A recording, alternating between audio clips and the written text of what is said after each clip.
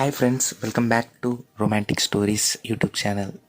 So guys, శృంగారాన్ని ఎంతో తప్పుగా చాలామంది భావిస్తూ ఉంటారు.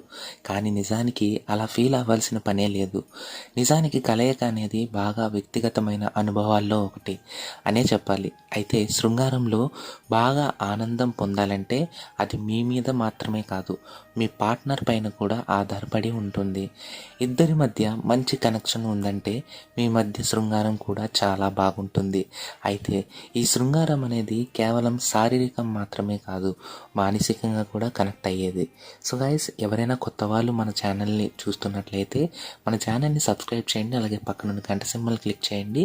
ఇలాంటి మరిన్ని వీడియోస్ మీకు వస్తుందన్నమాట. సో కంటిన్యూ చేస్తే, కలయిక గురించి ప్రతి ఒక్కరు కూడా తెలుసుకోవాలి. దీనిని ఒక బూతులాగా చూడకూడదు. అలా చూడడం అనేది తప్పు. ఇది అందరికీ కూడా అవసరం అయ్యేది కనుక పలు విషయాలపైన ఫోకస్ పెట్టాల్సిన అవసరం ఎంతైనా ఉంది. పైగా తెలుసుకోవడం కూడా తప్పేమీ కాదు. మాట్లాడుకోవచ్చు, ఏమైనా చేయొచ్చు. అలానే ఎప్పుడూ కూడా కలయికలో పాల్గొంటున్నారు అంటే మీ పార్ట్నర్ అంగీకారం కూడా అవసరమని గుర్తుంచుకోండి. చాలామంది పార్ట్నర్కి ఇష్టమా అనేది ఏమాత్రం పట్టించుకోరు. ఇద్దరికి నచ్చితేనే కార్యంలో పాల్గొనాలి, లేదంటే మీరు సెక్సువల్ సాటిస్ఫాక్షన్ మిస్ అవుతారు. అది గుర్తుపెట్టుకోండి. అదేవిధంగా కలయిక అనేది ఎంతో రసవత్తరంగా ఉంటుంది. అందులోనూ మొదటిసారి అంటే మిక్స్డ్ ఫీలింగ్స్ ఉంటాయి. ఎక్సైట్మెంట్ ఉంటుంది, అలానే కాస్త టెన్షన్తో పాటుగా రకరకాల ఫీలింగ్స్ కలగడం సహజమే. అయితే ఎప్పుడైనా సరే కొన్ని విషయాలను ప్రతి ఒక్కరు గుర్తుపెట్టుకోవాలి. ఈ విషయాలను కనుక మీరు గుర్తుపెట్టుకొని అనుసరించారు అంటే మీరు ఎక్స్పెక్ట్ చేసిన దానికన్నా ఎక్కువగానే జరుగుతుందన్నమాట.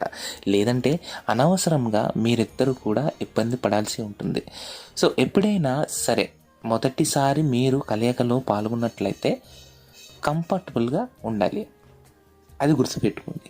అయితే మీరు కంఫర్ట్ ఎంత ముఖ్యమో మీ భాగస్వామి యొక్క కంఫర్ట్ కూడా అంతే ముఖ్యమని తెలుసుకోండి. అదేవిధంగా సమయం ఎక్కువగా ఉంటుంది కాబట్టి ఏమాత్రం టెన్షన్ పడకండి.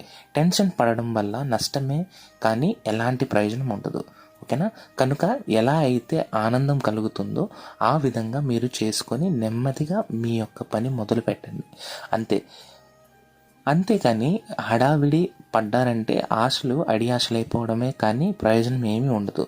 అదేవిధంగా కలయిక ఒకటే ముఖ్యం కాదు, మాట్లాడుకోవడం, అభిప్రాయాలను తెలుసుకోవడం, ఒకరి అభిప్రాయాలను మరొకరు గౌరవించుకోవడం, ఇవన్నీ కూడా చాలా ముఖ్యం అన్నమాట. కనుక వీటిని అన్నీ కూడా దృష్టి పెట్టుకోవాల్సిన మీకు చాలా ఉందన్నమాట.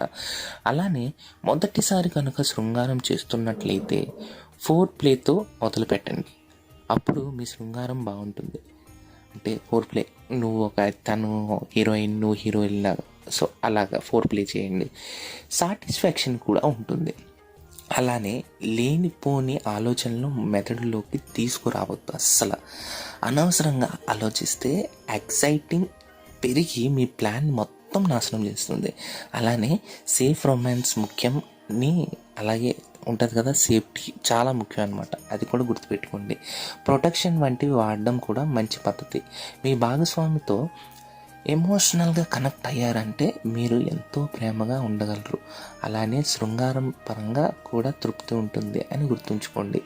ఇక ఇది ఎలా ఉంటే, మొదటిసారి కనుక మహిళలు శృంగారంలో పాల్గొంటే నొప్పి కలగడం సాధారణమే. అయితే నొప్పి కలగకుండా ఉండాలంటే కొన్ని టిప్స్ ఇక్కడ ఉన్నాయి.